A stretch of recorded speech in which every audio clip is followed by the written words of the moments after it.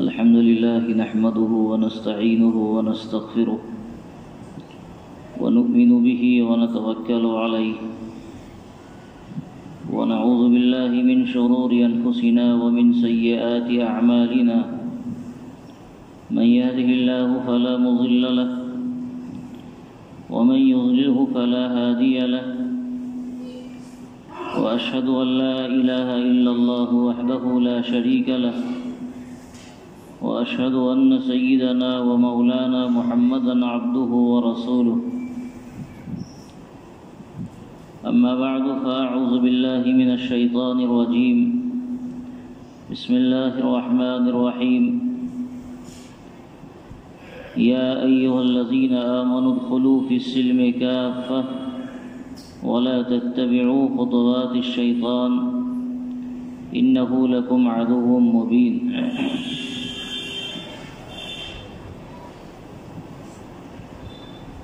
اللہ تعالیٰ کے فضل و کرم سے ہم مسلمان ہیں اور ہمیں زندگی گزارنے کے لیے اللہ تعالیٰ کی طرف سے باضابطہ ایک مکمل نظام زندگی ملا ہوا ہے، جس کے اندر ہماری پوری زندگی کے تمام شعبوں کے تعلق سے رہنمائی موجود ہے۔ صبح و شام کی رہنمائی، سونے جاگنے کی رہنمائی، کھانے پینے کی رہنمائی، دن اور رات کی رہنمائی، انفرادی اور اجتماعی زندگی کی رہنمائی، ہر طرح کی رہنمائی اس نظام حیات کے اندر جو اللہ رب العزت نے اسلام کی شکل میں زندگی گزارنے کے لیے ہمیں دیا ہے، مکمل رہنمائی موجود ہے۔ اور انسانی معاشرے کو زندگی گزارنے کے لیے چاہے اس کا تعلق کسی بھی مذہب، سماج اور طبقے سے ہو، کسی نہ کسی نظام کی ضرورت پڑتی ہے۔ یہ اللہ کا خالص کرم، اس کا خالص احسان ہے کہ اللہ تعالیٰ نے اس دنیا کو اسلام کی شکل میں ایک مکمل نظام زندگی عطا فرما رکھا ہے۔ جو لوگ اسلام کے نہیں ماننے والے ہیں، ان کے یہاں بھی کوئی نہ کوئی زندگی کا نظام، زندگی کے طور طریقے، اس کا کوئی قانون بنا ہوا ہے، جس قانون کی اس سماج کے اندر پابندی کی جاتی ہے۔ اس لیے کہ کسی بھی زندگی کو گزارنے کے لیے کچھ نہ کچھ قانون کی، کچھ اصول و ضوابط کی ضرورت پڑتی ہے۔ یہ ایک فطری سی چیز ہے۔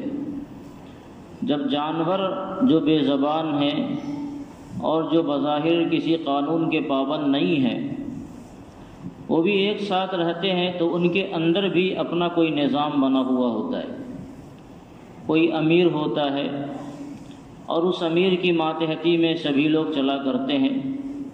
ان کی طرف سے کچھ ہدایات ہوتی ہیں، ان ہدایات پر سبھی عمل کرتے ہیں اور اس کی خلاف ورزی کرنے والا سزا کا مستحق ہوتا ہے۔ تو جانوروں کی اجتماعی زندگی بھی جب آپ دیکھیں گے تو آپ کو لگے گا کہ وہاں بھی وہ کسی نظام کے تابع ہیں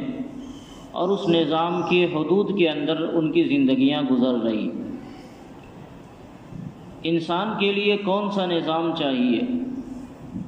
دو راستے انسانوں کے سامنے ہیں۔ ایک راستہ تو انسان کے سامنے یہ ہے کہ انسان اپنی زندگی گزارنے کے طریقے اور اس کے اصول خود بنائے، کہاں کیا کرنا ہے، کہاں کیا نہیں کرنا ہے، یہ طریقے خود انسان بنائے اپنے تجربات کی روشنی میں، اپنی معلومات کی روشنی میں۔ لیکن یاد رکھیے، انسانوں کا بنایا ہوا کوئی بھی قانون وہ لازوال نہیں ہوگا، وہ عالمگیر نہیں ہوگا، اس کے اندر ابدیت کی شان نہیں ہوگی، اس میں عالمی اور آفاقی ہونے کی صلاحیت نہیں ہوگی۔ انسان اپنی معلومات کی روشنی میں قانون بنائے گا، اپنے تجربات کی روشنی میں قانون بنائے گا تو قانون بنانے والا سب سے پہلے اپنے آپ کو اس قانون سے مستثنی کرنے کی کوشش کرے گا، اپنے آپ کو نکالنے کی کوشش کرے گا، اور اس قانون میں ایسی شقیں، ایسے پہلو ڈالنے کی کوشش کرے گا جس کی وجہ سے خود قانون بنانے والا اس کی زد میں نہیں آ سکے۔ اس کے علاوہ انسانوں کو انسان کی ساری ضروریات کا علم نہیں ہوتا ہے۔ ہمیں یہاں کے ماحول کا علم ہو سکتا ہے لیکن یہاں کے باہر کے حالات ہم نہیں جان سکتے ہیں۔ یہ ایک فطری اصول ہے، جو آدمی جہاں رہتا ہے اس آدمی کو وہاں کی معلومات خوب ہوتی ہے، اور اس کے علاوہ باہر کی معلومات یا تو نہ کے برابر ہوتی ہے یا ہوتی ہے مگر ناقص ہوتی ہے، یا اگر کامل بھی ہوتی ہے تو اس میں تجربات نہیں ہوتے۔ ایک انسان پوری دنیا کو اپنی نگاہ میں رکھ کر کوئی قانون بنائے، یہ بات ممکن نہیں ہے۔ اور اگر پوری دنیا کو نگاہ میں رکھ کر قانون بنانا تھوڑی دیر کے لیے مان لیا جائے آسان بھی ہو، آج کی دنیا گلوبلائزیشن کی دنیا ہے، عالمی دنیا ہے، پوری دنیا ایک گاؤں بنی ہوئی ہے، تو پوری دنیا کے حالات عرب و عجم کے، افریقہ اور امریکہ کے، سمندر کے اور خشکی کے اور تری کے، ان تمام کے حالات کا کوئی بندہ احاطہ کیے ہوا ہے، اور اس کی روشنی میں انسانی ضروریات کا علم ہے، انسانی تقاضوں کا علم ہے۔ تو ایسا کوئی قانون بنانا چاہے اور وہ یہ دعویٰ کرے میں اس طرح کا کوئی قانون بنا سکتا ہوں جو قانون پوری دنیا کو ساتھ لے کر چلنے والا ہو، ایسا ہو سکتا ہے تھوڑی دیر کے لیے مان لیا جائے، تو بھی یہ قانون جو انسانوں کا بنایا ہوا ہوگا 50 سال سے آگے بڑھ کر یہ قانون چلنے کی صلاحیت اپنے اندر نہیں رکھے گا، اس لیے کہ ہر 20-30 سال 40 سال کے بعد عام طور سے انسانی زندگی کے رکھ رکھاؤ میں تبدیلیاں آتی ہیں، اور ان تبدیلیوں کی بنیاد پر ایک انسان اپنے زمانے کے اعتبار سے کوئی قانون بنانا چاہے تو بنا سکتا ہے، لیکن آج سے 50 سال کے بعد دنیا کے حالات کیا ہوں گے، اور آج سے 50 سال کے بعد دنیا کی ضروریات کیا ہوں گی، اس وقت اگلے 50 سال کو سامنے رکھ کر، یا 50 سال اگر کوریج کر لے تو اگلے 100 سال کو سامنے رکھ کر، اگلے 200 سال اور 500 سال کو سامنے رکھ کر، انسان کے بس میں نہیں ہے کہ کوئی ایسا قانون بناوے جو قانون پوری دنیا کے لیے مفید ہو، جو قانون ہر ایک کے لیے فائدہ مند ہو، جس قانون میں سب کو لے کر چلنے کی صلاحیت ہو، اور جو قانون آج سے لے کر 100 سال 200 سال 400 اور 1000 سال تک انسان کی رہنمائی کرنے والا ہو۔ اس کے لیے بنیادی طور پر 2 چیزوں کی ضرورت پڑے گی۔ جو شخص جتنے زمانے کے لیے قانون بنائے گا اس کو اتنے تک کے حالات بالکل ازبر معلوم ہو، وہ ایسے ہوں جیسے اس کے پلیٹ کے سامنے کھانا رکھا ہوا ہوتا ہے اور ہر کھانے کی کیفیت اور اس کی صورتحال اس کے سامنے ہوتی ہے۔ ہمارے سامنے اگر میں کوئی قانون بناؤں تو آپ ہمارے سامنے ہیں، آپ کے حالات کو سامنے رکھ کر 2-4 اصول و ضوابط طے کیے جا سکتے ہیں، کوئی بڑا مسئلہ نہیں ہے۔ لیکن آج سے 500 سال جو مصلی 500 سال کے بعد آنے والے ہیں،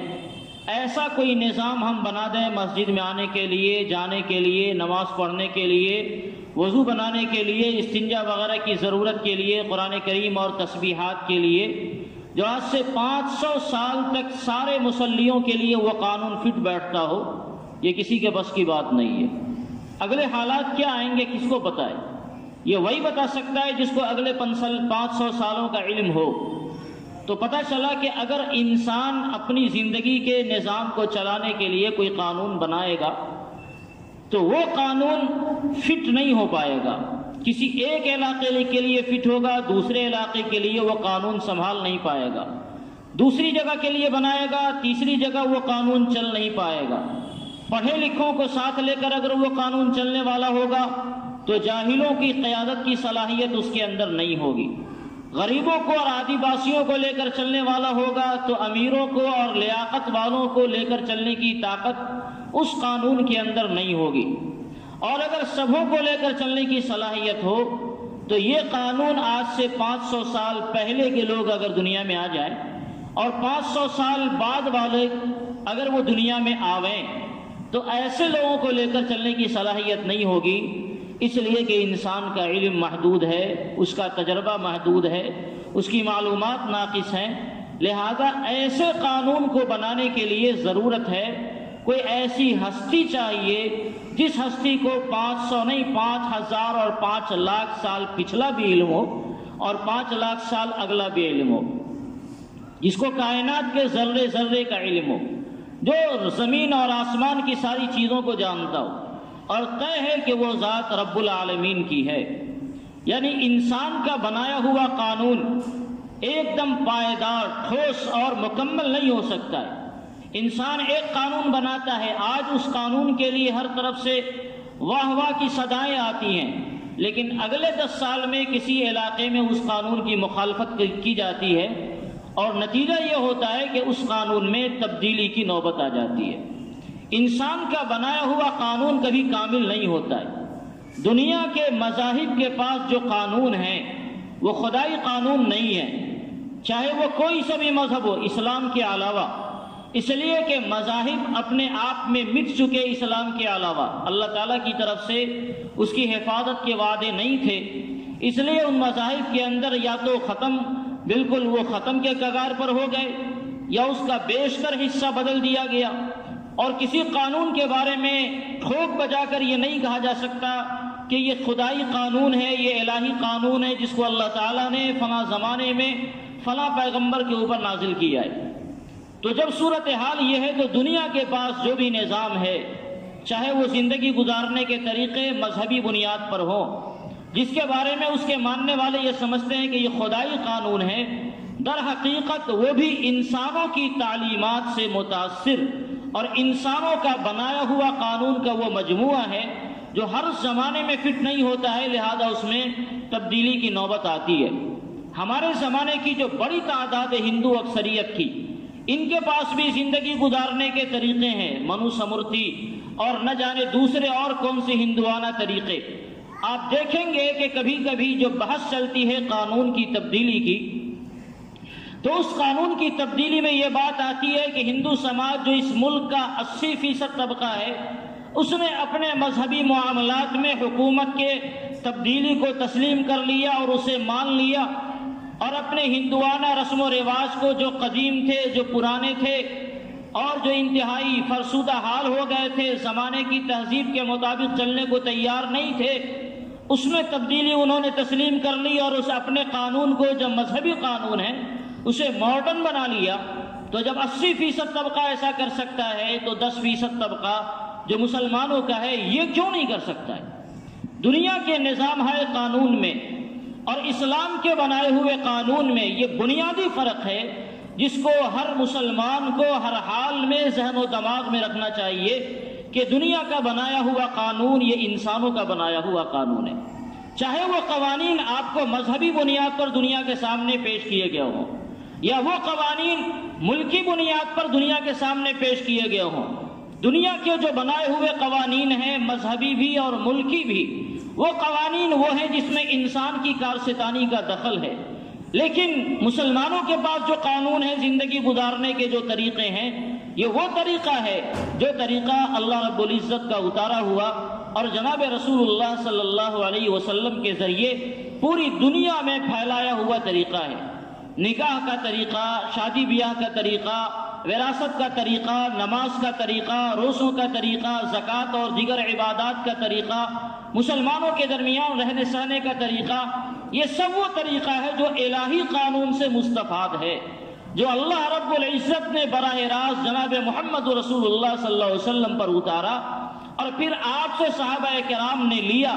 آپ کی تشریحات کو لیا صحابہ کرام نے، اور مختلف اوقات میں دی گئی وہ مختلف تشریحات وہ سب قرآن کریم کی تعلیم کا ایک حصہ بن کر دنیا کے اندر پھیلی، اور مسلمانوں نے مختلف علاقوں میں اپنی اپنی ضرورت کے حساب سے بعض نے بعض پہلو کو لیا اور بعض نے بعض پہلو کو لیا، اور اس طرح شریعت کے تمام پہلوؤں پر پوری دنیا میں مسلمانوں کا عمل اسلامی قوانین پر ہو رہا ہے۔ اس لیے اگر مسلمانوں کی طرف سے یہ سزا لگائی جاتی ہے کہ اسلام کے قانون میں ہم تبدیلی برداشت نہیں کریں گے، تو اس کی بنیادی وجہ مسلمانوں کے سامنے وہ مجبوری ہے کہ مسلمانوں کے پاس جو نظام زندگی گزارنے کے لیے طریقے، اصول و ضوابط ہیں، وہ ان کا اپنا بنایا ہوا نہیں ہے،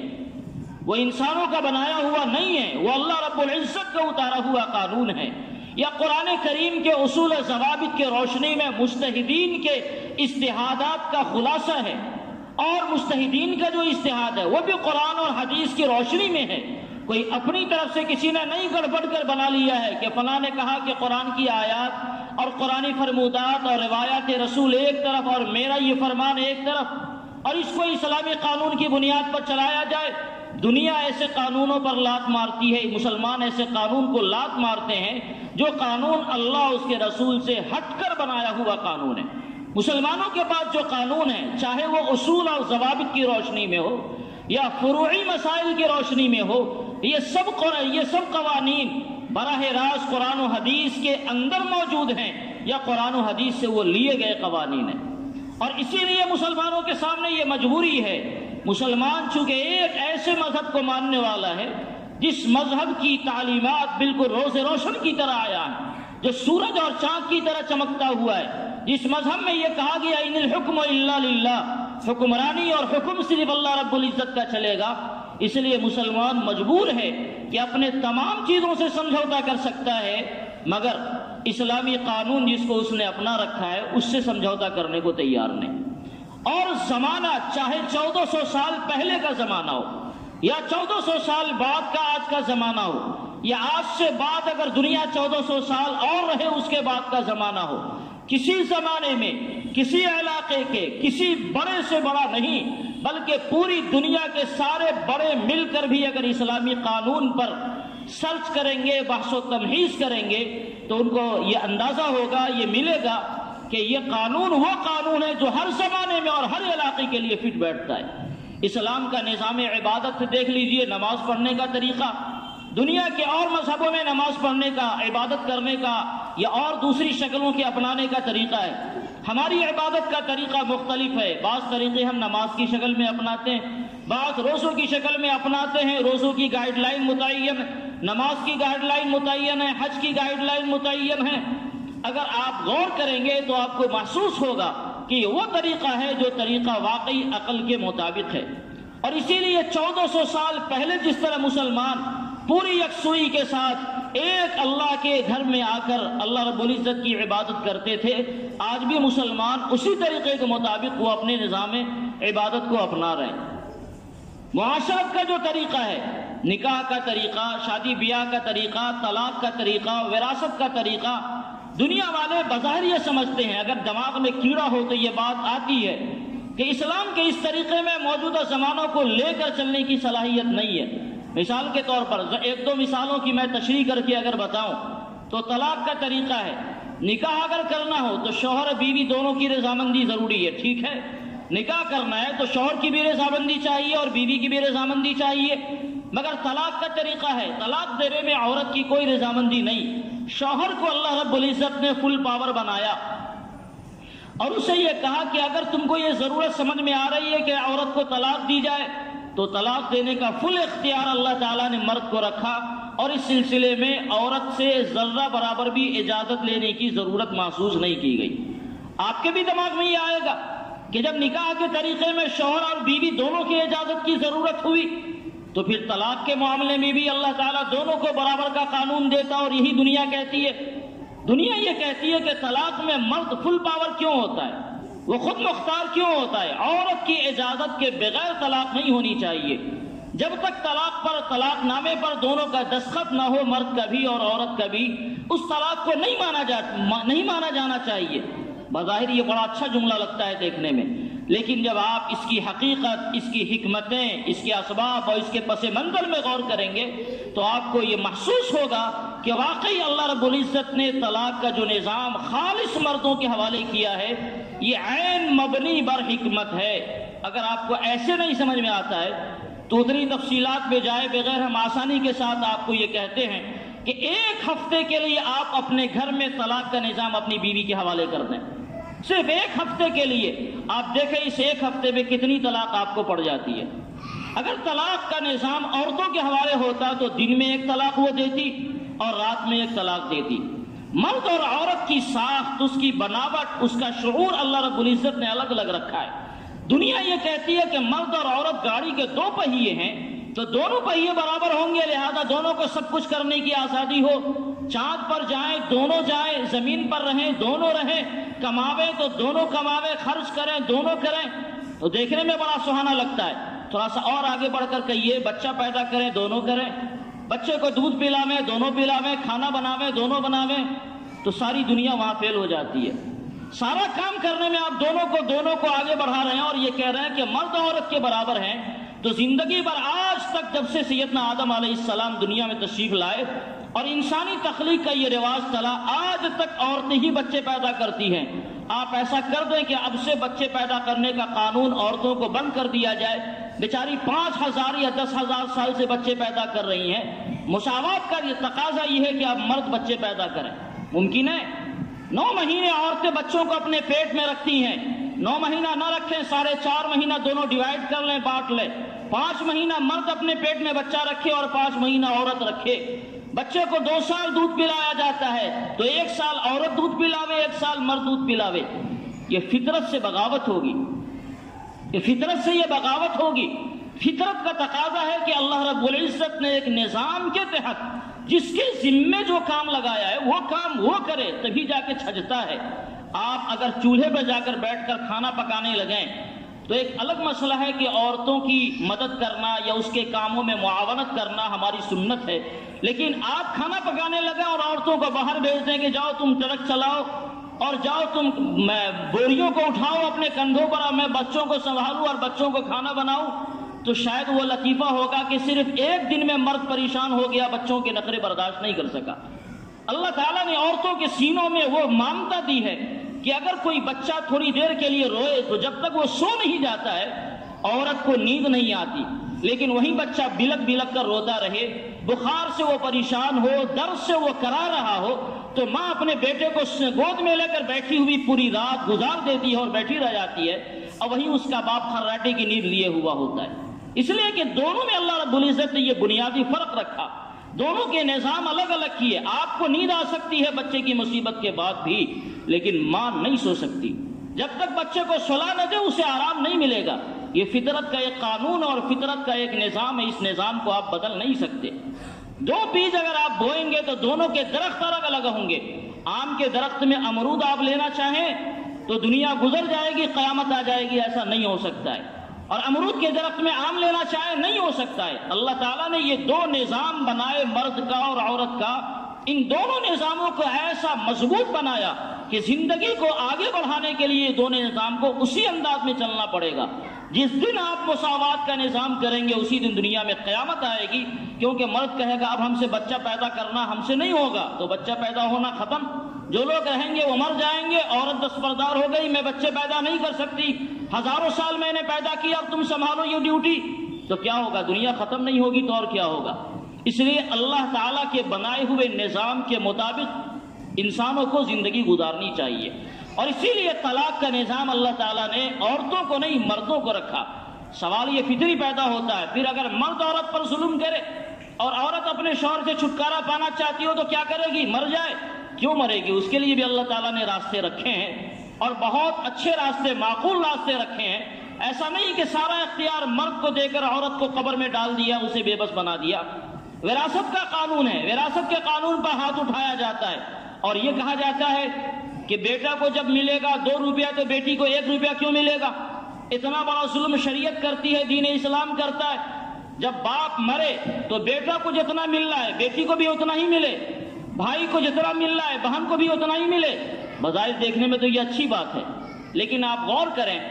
مرد پر اللہ تعالیٰ نے کمانے کی ذمہ داری رکھی، اور عورت کو اللہ تعالیٰ نے مختلف حوالوں سے صرف پیسہ دیا ہی ہے، اس سے مانگا نہیں ہے۔ عورت کے بارے میں یہ کہا کہ اگر وہ بیٹی ہے تو باپ سے بھی ترکہ پائے گی، بیوی ہے تو اپنے شوہر سے ترکہ پائے گی، بہن ہے تو اپنے بھائی سے ترکہ پائے گی، اور مختلف شکلوں میں اس کو ترکے ملتے ہیں، لیکن خرچ کرنے کہیں اسے نہیں کہا گیا۔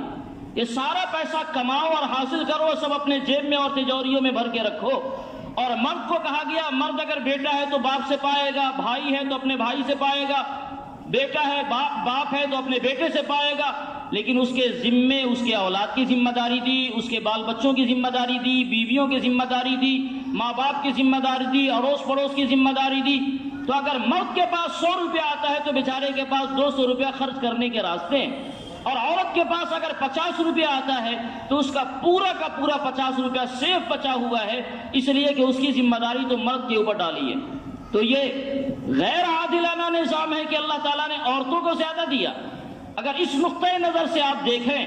آپ نے تو یہ کیا کہ مرد کو بھی کہا چلو تم بھی کماؤ، اور عورت کو بھی کہا تم بھی کماؤ۔ دونوں جب کمانے جا رہے ہیں تو بات تو بڑی اچھی ہے، لیکن باورچی خانے میں دونوں کیوں نہیں ساتھ بیٹھتے؟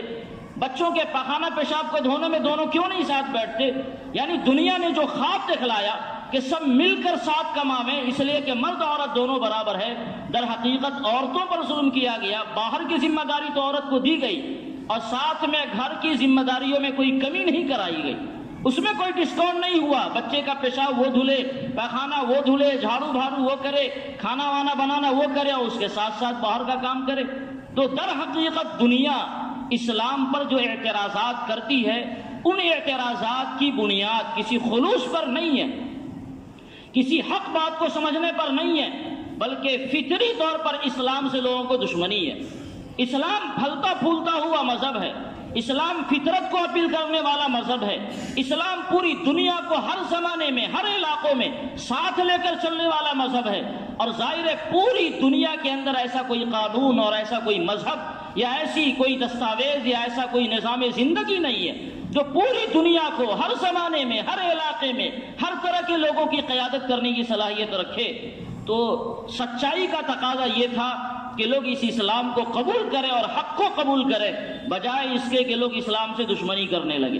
اگر آپ کو اللہ تعالیٰ نے بہت خوبصورت اور بہت مالدار بنا دیا، بہت علم والا بہت عقل والا بنا دیا، اور اتفاق سے میں جاہل رہ گیا، بدصورت رہ گیا، میں غریب رہ گیا، تو اس میں آپ پر حسد کرنے کی مجھے کیا ضرورت ہے؟ مجھے اللہ رب العزت سے مانگنا چاہیے اللہ ہمیں بھی عطا فرما، یہ نہیں کہ جس کو دیا ہوا ہے اس پر رشک کرنے کے بجائے اس سے دشمنی کرنے لگے۔ یہ نظام اور یہ اصول مناسب نہیں ہوتا ہے۔ اسلام کے پاس چونکہ بنیادی طور پر وہ نظام ہے جو نظام دنیا میں کسی اور کے پاس نہیں ہے، اس لیے دنیا والوں کو یہ چاہیے حق جہاں بھی ملے، سچائی جہاں بھی ملے، سونا اور ہیرا جہاں بھی ملے، الحکمت و ضالۃ المؤمن، حکمت ایمان والوں کی گمشدہ پونجی ہے۔ ہمیں تو یہ تعلیم دی گئی، جہاں بھی اچھی باتیں ملیں گی ہم اس کو لیں گے۔ اسلام عرب میں آیا اور ہم ہندوستان میں رہنے والے تھے، ہم نے دیکھا کہ حق عرب کی سرزمین سے رونما ہو رہا ہے، تو بجائے اس کے کہ ہم ہندوستان میں رہنے والے ہیں لیکن حق ہم کو وہاں اچھا لگا تو ہم نے وہاں کے مذہب کو اپنایا۔ یہ ہمارے ہندوستان کے لوگوں کو یہی دشمنی ہے کہ رہتا ہندوستان کے اندر ہے، کھاتا بھارت کا ہے، اور مذہب پر عمل کرتا ہے اسلام پر جو عرب ملک کا مذہب ہے۔ تو بنیادی اصول اور بنیادی چیز انہیں سمجھانے کی ضرورت ہے کہ ہیرے اگر کیچڑ میں بھی پھینکے ہوئے ہوں تو اس لیے کہ وہ کیچڑ پہ پھینکا ہوا ہے سب نظر انداز کر دے گا، ایسا کوئی نہیں ہوگا۔ ہر آدمی اسے اٹھا کر اور صاف کر کر اپنے جیب میں رکھنے کی کوشش کرے گا۔ مسلمانوں نے یہ دیکھا کہ حق وہ عرب ملک سے آیا تو ہم نے اسے لے لیا، ہم نے یہ دیکھا سچائی کی آواز وہاں سے بلند ہوئی، تو یہ فطرت کا تقاضا ہے، یہ نہیں کہ ہمارے گھر میں جو بولا جائے وہی حق ہو چاہے وہ غلط ہو۔ یہ اصول غلط ہے۔ ہم لوگ جس اصول پر عمل کرتے ہیں یہ وہ اصول ہے کہ حق جہاں ہے چاہے وہ ہمارے دشمن کے پاس ہو ہم اسے لیں گے۔ یہ نہیں کہ ہمارے گھر میں جو ہے وہی سچائی ہے، اس ملک میں جو مذہب ہے چاہے 1000 غلط ہو وہی سچائی ہے، اس ملک کے اندر جو قانون ہو چاہے 1000 غلط ہو وہی سچائی ہے۔ نہیں، اگر ہمارے اندر کمی ہے تو اس کمی کا اعتراف کرنا چاہیے، ہمارے اندر خوبی ہے تو خوبی کا بھی اعتراف کرنا ہے، اور کمی ہے تو اس کا بھی اعتراف کرنا ہے، اور دشمن کی خوبیوں کا بھی اعتراف کرنا چاہیے۔ اور اگر ہم پر یہ طعنہ دیا جائے کہ اسلام دوسرے ملک کا مذہب ہے اور آپ ہندوستان میں رہتے ہیں، کم سے کم آپ کو یہ زیبا نہیں دیتا کہ آپ دنیا کے مذاہب پر عمل کریں، تو ایک بات اور بھی یاد رکھیں، اسلام ہندوستان کا مذہب ہے، دوسرے ملکوں کا مذہب نہیں ہے۔ یہ صحیح ہے کہ اس کا فائنل ایڈیشن عرب کے ملک میں آیا، آخری نبی جناب محمد رسول اللہ صلی اللہ علیہ وسلم پر آیا، لیکن تاریخ کے یہ ٹھوس ثوابت سے اور اس کے شواہد سے یہ بات طے شدہ ہے کہ اسلام کا بلکہ اس دنیا کے اندر الہی پیغام کا سب سے پہلا ڈنکا ہندوستان کے اندر بجائے۔ سیدنا آدم علیہ الصلوۃ والسلام، یہ تاریخ کے ثوابت میں لکھا ہوا ہے کہ سیدنا آدم علیہ الصلوۃ والسلام مالدیپ کے علاقے میں کہیں ان کا آسمان سے نزول ہوا تھا۔ تو ہمارا جو اصل مذہب ہے وہ تو اسلام ہے، جس کو مولانا ارشد مدنی دامت برکاتہم نے ابھی کچھ مہینوں پہلے ایک بیان میں کہا تھا کہ ہم تو اصل مذہب پر اپنے چوکھٹ پر بیٹھے ہوئے ہیں، ہم کہاں گھر واپسی کریں؟ ہم تو اس منو کو، اس آدم کو جو ہندوستان کے اندر پیدا ہوئے تھے، انہی کے پیغام کو لے کر ہم بیٹھے ہوئے۔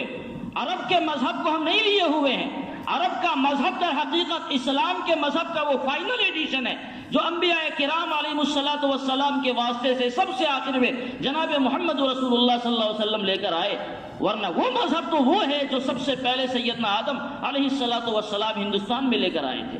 تو ہم تو اپنے ہندوستان کے مذہب کو، بلکہ ہندوستان کے سب سے پرانے مذہب کو ماننے والے ہیں، دنیا کے مذہب کو یا دنیا کے دوسرے علاقے کے مذہب کو ہم نہیں مانتے۔ اگر کسی کو گھر واپسی کرنا ہے تو سب سے پیچھے جا کر گھر واپسی کرے، جو سب سے پہلا اس ملک کا جو مذہب ہے وہاں وہ جائے، نہ یہ کہ بیچ ہی میں جا کر اٹک جائے۔ کوئی 1000 سال پر جا کے اٹک جاتا ہے، کوئی 5000 سال پر جا کے اٹکتا ہے۔ گھر واپسی کرنی ہے تو سب سے پیچھے آ کر دیکھو کہ ہمارا سب سے پہلا گھر کون ہے، اس گھر پر جا کر ہم واپسی کریں اور وہاں اس کو اپناویں۔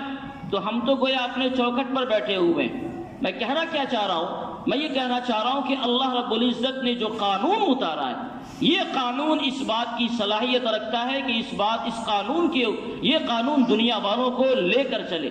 اور مسلمانوں کے پاس جو قانون ہے یہ چونکہ اللہ رب العزت کا اتارا ہوا قانون ہے، اس لیے مسلمان کسی طرح کے اسلام کے قانون میں کسی طرح کے رد و بدل یا مسلمانوں کو جو کسی طرح کی آزادی ملی ہوئی ہے اسلام پر عمل کرنے کی، اس میں کسی طرح حملے کو برداشت کرنے کی صلاحیت اپنے اندر نہیں رکھتا ہے۔ ہندوستان ایک ملک ہے، سیکولر ملک ہے، اس ہندوستان کا ایک قانون ہے، اور یہ قانون بڑے بڑے عقل مندوں نے بنایا۔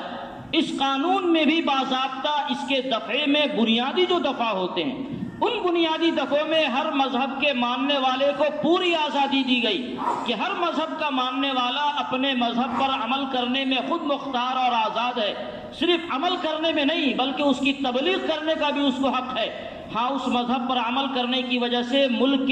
کی سلامتی کو، اس کے اخلاق عامہ کو، اس کے صحت عامہ کو کوئی فرق نہیں پڑتا ہو۔ جب سے یہ ملک آزاد ہوا تقریباً 75 سال ہونے جا رہے ہیں، اس ملک میں بے شمار مذاہب کے لوگ ہیں، اور ہر مذہب کے لوگ اپنے اپنے مذہب پر عمل کر رہے ہیں اور پوری سلامتی کے ساتھ عمل کر رہے ہیں۔ مذہب پر عمل کرنے کی وجہ سے آج تک کبھی کسی کا کوئی ٹکراؤ نہیں ہوا۔ مسلمان اگر اپنے مذہب پر عمل کرتا ہے تو اس کی وجہ سے کوئی ٹکراؤ نہیں ہے۔ ہمارے برادران وطن سکھ ہوں، ہندو ہوں، جین ہوں، عیسائی ہوں یا اور دوسرے مذاہب کے ماننے والے لوگ ہوں، یہ سارے حضرات اگر اپنے اپنے مذہب پر عمل کرتے ہیں تو کسی کو کوئی دقت نہیں ہے۔ اور ہمارے ملک کا جو قانون ایک ہے تو ایسا نہیں ہے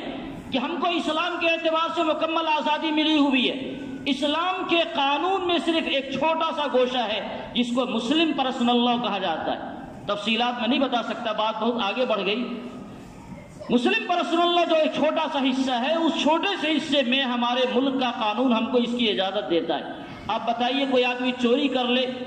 تو کیا چور کا ہاتھ کاٹا جائے گا اس ملک کے اندر؟ جبکہ اسلام یہ کہتا ہے کہ چور کا ہاتھ کاٹ دیا جائے۔ کوئی آدمی زنا کر لے اور کنوارا ہو تو اس کو 100 کوڑے لگائے جائیں۔ کوئی آدمی زنا کر لے، شادی شدہ ہو، اس کو سنسار کیا جائے۔ یا کوئی آدمی رہزنی کر لے، ڈاکہ زنی کر لے، اس کے جو سزائیں ہیں، یا اور جو دوسرے کرمنل لاء ہیں، ان کرمنل لاء میں مسلمانوں کو نہیں بلکہ پورے ملک میں کسی کو بھی اپنے مذہب کی ہدایات پر عمل کرنے کی آزادی نہیں ہے۔ پتہ چلا کہ ہر معاملات میں ہمیں آزادی نہیں ہے۔ کرمنل لاء مکمل کا مکمل اس ملک میں جو ملک کا قانون بنا ہوا ہے، مسلمان اس کا احترام کرتا ہے اور اپنے معاملات کو بھی ملکی عدالتوں میں لے جاتا ہے اور وہاں کے قانون کے حساب سے وہ عمل کرتا ہے۔ جو سول قانون ہیں، ان سول قانون کے اندر بھی بے شمار ایسی چیزیں ہیں، انتظامی تعلق سے جو چیزیں ہیں، فوج کے تعلق سے جو چیزیں ہیں، ان سب میں ہم ملکی قوانین پر عمل کرتے ہیں۔ اس میں جو شخصی ہمارے قوانین ہیں، جن کا تعلق ہماری پرسنل زندگی سے ہے، جن کا تعلق ہمارے پرسنل معاملات سے ہے، ان معاملات میں ہر مذہب کو اس بات کی آزادی ہے کہ وہ مذہب والا اپنے مذہب کے مطابق عمل کرے، جس کو یکساں سول کوڈ کے نام سے جو جن ہے آج کل بار بار باہر نکالا جاتا ہے۔ یہ کہا جاتا ہے جب ملک کا قانون ایک ہے تو سب کے رہنے سہنے کا قانون بھی ایک ہونا چاہیے. یعنی سول قانون کا جو ایک بعض گوشہ ہے جس کا تعلق مسلمانوں کے معاشرتی مسائل سے ہے، اس کے آئلی قوانین سے ہے، اس کے پرسنل معاملات سے ہیں، ان معاملات میں جو ہمارا قانون ہمیں مذہبی طور پر آزادی دیتا ہے، یہ آزادی بھی ختم کر دی جائے اور سب کے نکاح اور طلاق کے، سب کے وراثت کے، سب کے بچوں کی پرورش کے، سب کی ولایت کے اور سب کے ہبہ اور دوسرے طریقوں کے جو قوانین ہیں وہ ایک قانون ہوں گے، ایک ملک اور ایک قانون ہوگا تو بڑا اچھا دیکھنے میں لگے گا اور یکجہتی پھیلے گی. لیکن صحیح صورتحال یہ ہے کہ ایک ملک کے اندر مسلمانوں کو نہیں بلکہ سارے مذہب کے ماننے والوں کو جو ان کے مذہبی اعتبار سے جو تھوڑی سی آزادی ملی ہوئی ہے، یہ تنوع ہے اور رنگا رنگی ہے. اور ایک چمن میں جب انیک قسم کے پھول کھلتے ہوں تو اس کی خوبصورتی اور اس کے حسن میں بھی اضافہ ہوتا ہے اور اس کی فضائیں بھی بہت اچھے انداز میں معطر ہوا کرتی ہیں. جس دن آپ اس ملک کے عوائلی قانون کو ایک بنا دیں تو اس کا انجام یہ ہوگا کہ مسلمان اپنے مذہب کے اعتبار سے اس کو دستبردار ہونا پڑے گا، دوسرے مذاہب کے لوگوں کو اپنے مذہب کے اعتبار سے دستبردار ہونا پڑے گا، اور اس کا نتیجہ یہ ہوگا کہ ملک میں انارکی پھیلے گی. آپ کو معلوم ہونا چاہیے کہ پہلی جنگ عظیم اور دوسری جنگ عظیم جس میں لاکھوں کی تعداد میں لوگ دنیا سے ختم ہو گئے تھے، ان سب کے یکساں سول کوڈ ایک تھے، سب کا قانون ایک تھا، سب کا پرسنل لا ایک تھا. اس کے باوجود بھی ملک میں اتنی بڑی لڑائیاں ہوئی اور لاکھوں کی تعداد میں لوگ مارے گئے. لوگ یہ سمجھتے ہیں کہ یکساں سول کوڈ بن جائے گا اور سب ایک جیسا ہو جائے گا تو اس کا نتیجہ یہ ہوگا کہ ملک میں امن اور شانتی کا قیام ہو جائے گا، بحال ہو جائے گا اور فرقہ وارانہ فسادات اور دوسری جو چیزیں ہیں وہ ختم ہو جائیں گی. اصل نشانہ اسلام ہے، مسلمانوں کو یہ چیز سمجھنا چاہیے. اصل نشانہ اسلام ہے جو سول کوڈ کا جو مسودہ وغیرہ بعض صوبوں نے تیار کیا ہے اور جو کچھ چھن چھن کر باتیں آتی ہیں. یکساں سول کوڈ کی وضاحت ابھی تک ہو نہیں سکی ہے. کیا بلا ہے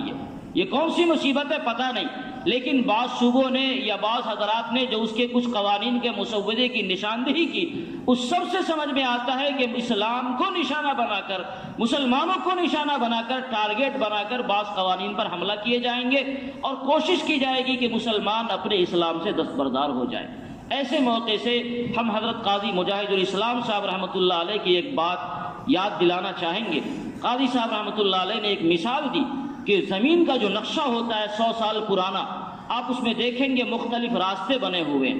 لیکن زمین پر وہ راستہ نہیں ہوتا ہے، اس لیے کہ راستے چلنے والے نے اس راستے پر چلنا بند کر دیا تو وہ راستہ باضابطہ اس کا ثبوت موجود ہے نقشے میں، لیکن زمین پر آپ تلاشیں گے تو وہ راستہ ختم ہو جائے گا. اسلام اور دین ایک راستہ ہے زندگی گزارنے کا، اللہ رب العزت نے ایک طریقہ ہمیں دیا. مسلمان جب تک اس راستے پر چلتے رہیں گے انشاءاللہ رب العزت اللہ تعالیٰ اس راستے کو باقی رکھے گا. لیکن اگر مسلمانوں نے دین کے راستے پر چلنا چھوڑ دیا، جس طرح ہم عبادات اسلامی طریقے کے مطابق ادا کرتے ہیں، نکاح اور طلاق کے معاملات کو، وراثت کے معاملات کو، ہدیہ اور ہبہ کے معاملات کو اسلامی طریقے کے مطابق عمل کرنا اگر ہم نے چھوڑ دیا اور اس طریقے پر عمل نہیں کیا تو یہ راستے دھیرے دھیرے بند ہو جائیں گے اور یہاں سے پھر بات کل ہو کر آئے گی کہ مسلمان یکجہتی کا ثبوت دیں اور اپنی عبادتوں کے طریقے کو بھی بدلیں.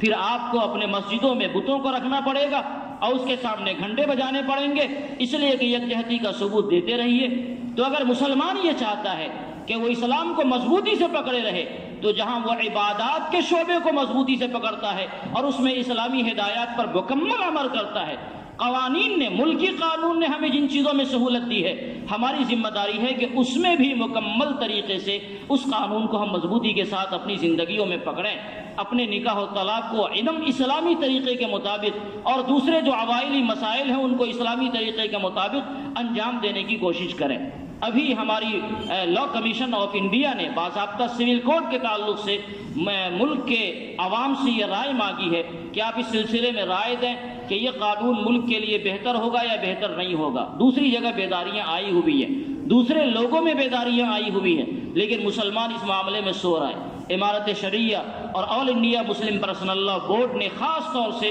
پورے ملک کو جگانے کی یہ کوشش کی ہے اور ایک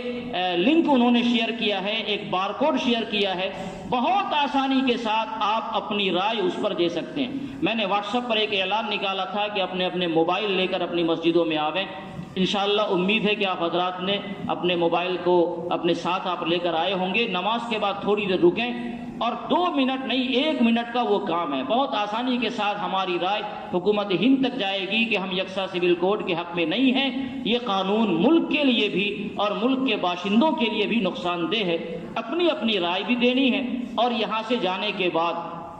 یہ رائے کیسے دی جاتی ہے معلوم کرنا ہے۔ ایک جی میل سے ایک رائے جاتی ہے۔ کوشش کریں کہ ہمارے گھر میں جتنے افراد ہیں سب کا جی میل اکاؤنٹ ایک بنا لیں، نہیں بنا سکتے ہیں تو جو بنانے والے حضرات ہیں، بہت سے نوجوانوں کو اس کی اطلاع ہے، ان حضرات کی مدد لے کر ایک ایک جی میل سب کا بناوے اور ہر جی میل سے گھر کے ہر افراد کی طرف سے اپنی رائے زیادہ سے زیادہ حکومت ہند کو پیش کرے تاکہ ہماری رائے کچھ نہ کچھ اثر انداز ہو سکے۔ اور اس سے زیادہ ضروری یہ ہے کہ ان قوانین پر جو اسلامی قوانین ہیں اس پر مکمل طریقے سے عمل کریں۔ جب تک ہم اسلامی قوانین پر عمل کرتے رہیں گے اللہ رب العزت کی طرف سے ہماری مدد ملتی رہے گی، اور ہم نے خود اس راستے کو بند کر دیا تو پھر دنیا کی کوئی طاقت نہیں ہے کہ بند راستے کو چالو رکھے۔ بند راستے کو دنیا بھی بند کر دیتی ہے، اس لیے یہ وعدہ اور معاہدہ کرنا چاہیے کہ اسلامی قوانین پر جو اصول و ضوابط اللہ تعالیٰ کی طرف سے نازل کیے گئے جو ساری انسانیت کے لیے رحمت ہیں، ان قوانین پر ہم عمل کریں گے انشاءاللہ۔ اور نماز کے بعد تھوڑی دیر رکیں اور جو میسیج کا طریقہ ہے وہ بتا دیا جائے گا، کوئی بڑا مسئلہ نہیں، بہت سے لوگوں کو معلوم ہے، میسیج خود بھی کر لیں، اس لیے سیکھنا ہے کہ اپنے گھر جا کر اپنے اڑوس پڑوس کے لوگوں کو اگر کسی کو ضرورت پڑتی ہے تو ان کا بھی میسیج ہم خود کر دیں، ان کے موبائل سے یا اپنے موبائل سے ایک جی میل اکاؤنٹ بنانا ہے اور آدھے منٹ کے اندر اندر وہ میسیج ہوتا ہے، سارا ڈرافٹ تیار کیا ہوا ہے، کچھ کرنے کی ضرورت نہیں ہے، لنک پر آپ جائیں گے تو آپ کے جی میل اکاؤنٹ کھل جائے گا، وہاں سے سینڈ کر دیجئے، وہ میسیج پہنچ جاتا ہے۔ کیسے پہنچا یا نہیں پہنچا یہ سوچنا آپ کی ذمہ داری نہیں ہے، جو حضرات ایکٹیو ہیں اس معاملے میں وہ دیکھ رہے ہیں اور اس کی نشاندہی کر رہے ہیں کہ اب تک کتنے میل ان کو پہنچ چکے ہیں۔ اللہ تعالیٰ اس ملک میں مسلمانوں کی خاص طور سے